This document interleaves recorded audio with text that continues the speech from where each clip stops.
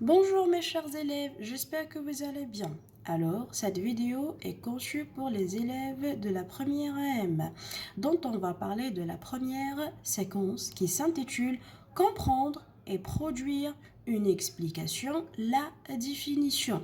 Et lorsqu'on parle de l'explication, automatiquement, on va parler du texte explicatif. Alors, qu'est-ce qu'un texte explicatif? Texte explicatif sert à donner une explication dont l'auteur répond à la question comment ou là pourquoi. Ça veut dire toujours dans un texte explicatif, تكون عندنا une question posée dans la première phase, dans la première partie.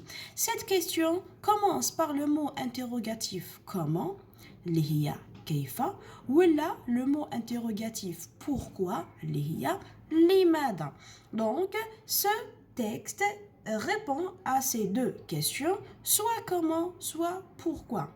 Il incite sur les causes et les conséquences liées au sujet. Ça veut dire يعطينا الأسباب والنتائج d'un sujet traité.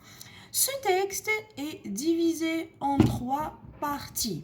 La phase de questionnement, la phase explicative et la phase conclusive. Alors, on commence par la phase de questionnement. راهي باينة من اسمها. Questionnement, ça vient du mot question.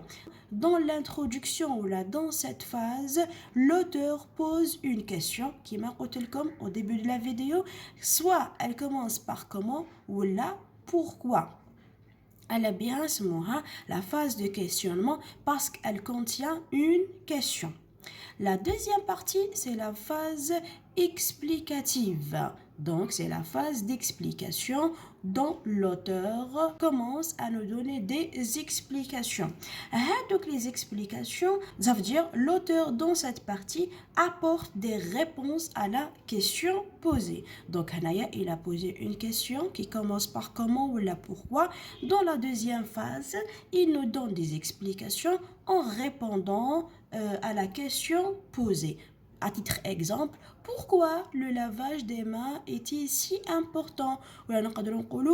Comment on se lave les mains? Donc, la deuxième partie, il y a la phase explicative. Qu'est-ce qu'il fait l'auteur? Il répond à la question posée dans la phase de questionnement. Et en dernier, on a la phase conclusive, il y a la conclusion. Alors, dans le texte explicatif, l'auteur doit être neutre. Ça veut dire il doit être objectif.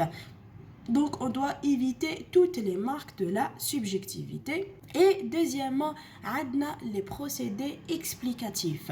Les huma, la définition, la reformulation, l'illustration, les exemples, ainsi de suite. Donc, on va parler de ces procédés explicatifs dans une nouvelle vidéo, Inch'Allah.